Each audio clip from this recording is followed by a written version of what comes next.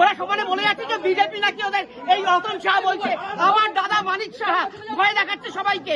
আমার 50টা হাউস আছে, 40টা হল আছে, 7টা হল আছে। আমার সঙ্গে সমস্ত বিজেপির নেতা মন্ত্রীদের যোগাযোগ আছে। আমিও দেখি না, আমিও দাঁড়াবো, আমিও মুখ্যমন্ত্রীর কাছে যাবো। দেখি আমাদের সরকার কারোর একার নয়, সরকার সবার। কি মনে হয় আপনার নেতৃত্ব কে দিচ্ছেন এই যে যেটা হচ্ছে আপনার? শতদীপ সাহা, রতন শাহ, বিজন ভৌমিক, কৃষ্ণলাগা, যাদের এগেন্সে এই কৃষ্ণলাগার এগেন্সে এই কৃষ্ণলাগাকে এই রতন শাহ ঠেলে বের করে দিয়েছিল, ইম্পার এই পাশের থেকে চুরি করেছিল বলে এফআইআর করা আছে। এরা সব মেম্বার হতে এসছে।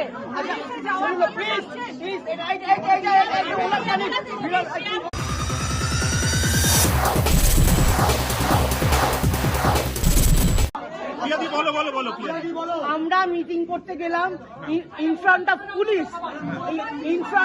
পুলিশ, আমরা মিটিং করতে গেলাম। সেখানে আমরা গিয়ে আমাদের এজেন্ডা দিলাম। এজেন্ডায় লেখা রয়েছে যে সবাই ভ্যালিড কার্ড নিয়ে আসবেন। ওনারা বললো যে না, আমাদের কাছে সবার কাছে এখন ভ্যালিড কার্ড নেই। আমরা বললাম আচ্ছা ঠিক আছে, যারা ডিফল্টার মেম্বারও আছে তারাও মিটিংয়ে থাক, কিন্তু আমাদের নিয়ম অনুযায়ী ডিফল্টার মেম্বাররা কোনো ভোট দিতে পারবে না, কোনো ডিসিশন নিতে পারবেন না। এইটা বলে আমরা মিটিংটা শুরু করলাম। শুরু করার পরে তখন দেখছি যারা নন মেম্বার, কেউ পিআরও, কেউ কারোর সঙ্গে এসছে, বাইরে থেকে লোক এসছে পেছনে বসে আছে।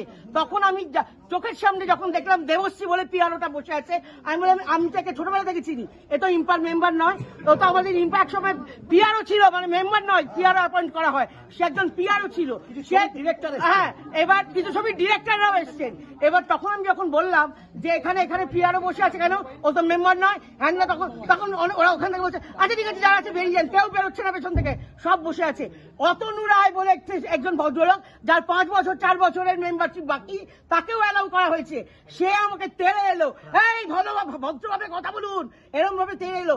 আপনি বলুন আজকে পুলিশের সামনে আমাকে যখন তেড়ে আসছে, এরপরে আমি তো একটা ইলিগাল মিটিং এর মধ্যে প্রসেসে ছিলাম, তাও আমরা মেনে নিলাম যে ঠিক আছে চলো, তোমরা বলতে কোর্টে আছে মেম্বারশিপ এরিয়ে, মেম্বারশিপ কারা না কারা, তাও আমি ডিফল্টার মেম্বারও মেনে নিয়েছি। তারপরেও যখন একজন মহিলার উপরে চড়াও হচ্ছে, তারপরে আপনি বলুন কিভাবে হবে? না না, সবাই পুলিশের সামনে থেকে বেরিয়েছে। পুলিশের তো বলা উচিত ছিল। আমি অবাক হয়ে গেলাম, আমি এটা অনেক ওপর অব্দি যাবো। আমি মুখ্যমন্ত্রী, মাননীয় মুখ্যমন্ত্রী শ্রী শুভেন্দু অধিকারীকে জানাচ্ছি, এইভাবে একজন প্রতিদিন একটা এরা এখানে প্রতিদিন গুন্ডামি হচ্ছে, এখানে গায়ে হাত তুলতে আসছে একজন মহিলাকে, নিয়মের বাইরে কথা বলছেন, বাইরের থেকে রেগুলার লোক নিয়ে সেখানে অত্যাচার করা হচ্ছে, 144 করা রয়েছে, সেটা মানছেন না। তারপরেও আমি মাননীয় মুখ্যমন্ত্রীর কাছে বারবার অনুরোধ করছি, দয়া করে আপনারা এটাতে হস্তক্ষেপ করুন, আপনারা আসুন, আপনারা নিয়ম কানুন দেখুন।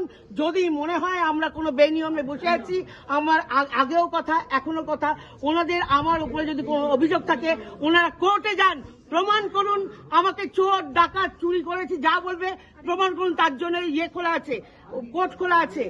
আর যদি আমরা ইল্লিগালে বসে আছি, কারণ কেস ওরাই করেছে, সেটা ওরা প্রমাণ করুক। যদি বলে যে আমরা ইল্লিগাল চলে যাব, যদি বলে আমার গণতান্ত্রিক প্রক্রিয়ায় যদি ওরা অর্ডার নিয়ে এসে 2027-এর আগে ভোট করাতে চায়, সেই ভোটও করাক, তাতে আমরা জিতবো, হারবো। আপনি কি নির্বাচন চাইছেন? আমি চাইছি, কিন্তু আমাদের যেহেতু এটা আন্ডার সাবজুডিস, আমরা ওদেরকে বলছি আপনারা যান। এবং আমি বলছি গণতান্ত্রিক প্রক্রিয়ায় ভোট হোক, মানুষ ভোট দিক, যদি আমরা না চাই সরিয়ে দেবে। আপনার বিরুদ্ধে যে পাহাড় সম্মান যে অভিযোগগুলো তারা প্রমাণ নিয়ে কোথায় প্রমাণ আছে? আচ্ছা, ওনাকে বলতে দিন। না, এতদিন তো আমি বলেছি, এবার আমার মেম্বাররা বলবে তো। পাহাড় সমান অভিযোগ 12 লাখ কাকে দিয়েছে? ফেডারেশনকে দিয়েছে, আমাদের দেয়নি। এখানে কেউ দেয় না, এটা এম্পা অনলি ফর মেম্বারদের সহযোগিতা করা হয়, টাকা পয়সা লেনদেন হয় না। এই যে যারা বলছে, যারা ওখানে এর আগের দিনও যারা অভিযোগ করেছিল, সেই সব লোকেদের সঙ্গে এই ইয়েতে প্রদীপ মন্ডল, আজকে প্রবীণ, বলো নাম, এই মেয়েটি এসছে আজকে দেখে টাকা নিয়ে বহুদিন ধরে আমার টাকা আটকে রেখে সিনেমা করার নাম করে এই মিলন ভৌমিক না, বহু ছবি তো এর আগে শোনা গেছে আপনাদের জন্য আটকে গেছে, আপনারা উনি কিন্তু মেম্বার না, উনি আজকে এই নিচে বসছিলেন, উনি এখানে আজকে এসছেন আমাদের এই ফেসবুকের লাইভটাই দেখেছে এখানে আজকে আমরা আসবো, উনি একটা কমপ্লেন জানাতে এসছেন এখানে। এই মেম্বাররা আপনাদের কদিন ধরে বড় বড় কথা বলছিল, উনি ওনার কথাটা বক্তব্যটা না শুনুন। দিদি, আমার শুধু একটা প্রশ্ন রয়েছে, আপনার ওনার বিরুদ্ধে যে বক্তব্যটা শুনে অভিযোগ- ওনার বক্তব্যটা শুনে ওনার বক্তব্য শুনবো। আপনার বিরুদ্ধে যে অভিযোগ, আপনি বহু ছবিকে এর আগে আটকানোর চেষ্টা করেছেন, টাকা নিয়েছেন ছবি রিলিজের বিনিময়ে। এটা দাঁড়ান, আপনার প্রমাণ আছে, প্রমাণ আছে, কোর্ট আছে, কোর্ট খোলা আছে, থানা খোলা আছে, আমার এগেইনস্টে এতদিন হয়ে গেল, এতদিন ধরে এক কথা বলছে, কেন কোর্টে যাচ্ছে না, কেন থানায় যাচ্ছে না?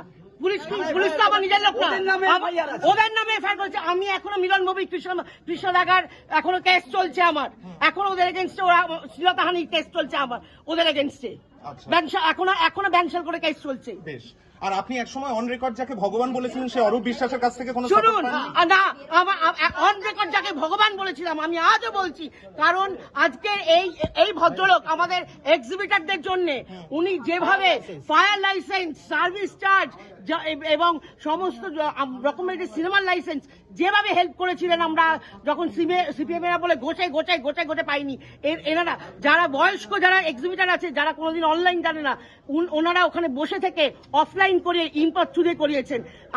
আজকের দিনে যে গভর্নমেন্ট এসছে, সেই গভর্নমেন্টও যদি আমাদের সঙ্গে সহযোগিতা করে, তারাও আমাদের কাছে ভগবান, 100 বার ভগবান। আচ্ছা, আর যেটা টেকনিশিয়ান স্টুডিওর ভেতরে অভিযোগ উঠছে যে আপনার ভগবান অরূপ বিশ্বাস, স্বরূপ সেটা বিশ্বাস আমি জানি না, মার্ডার থ্রেট দিয়েছে।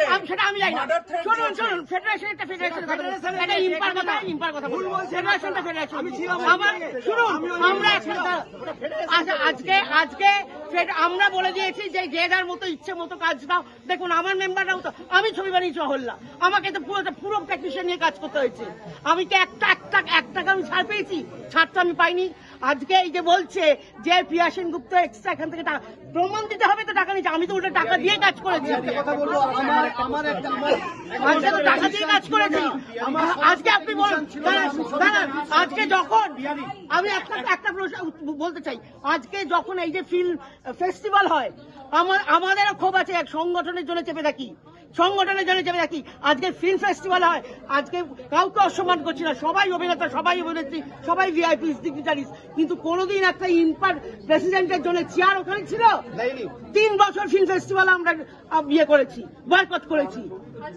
আজকে প্রিয়া সেনগুপ্ত ব্যক্তিগত কোনো ফেসিলিটি, আজকে টেলি একাডেমি, ফিল্ম একাডেমি, যাত্রা একাডেমি, আমার নাম কেটে দেওয়া হয়েছে, বহু লোক বলেছে তৃণমূল বলে, বলুন কি ফ্যাসিলিটি নিয়েছি আমি? কোনো কিছু বলিনি, সংগঠনের স্বার্থে সংগঠন চালাবো করে চুপ করে থেকেছি।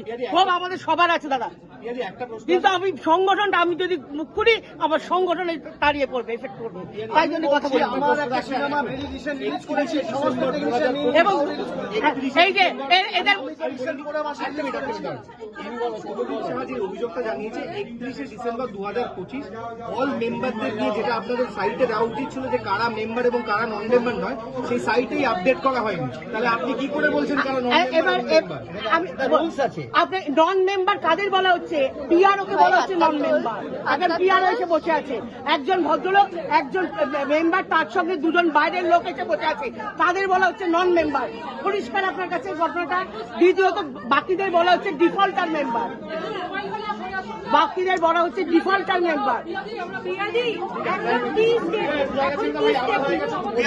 আমি যদি পলিটিক্যাল হই, ইনি কি দল বদলু?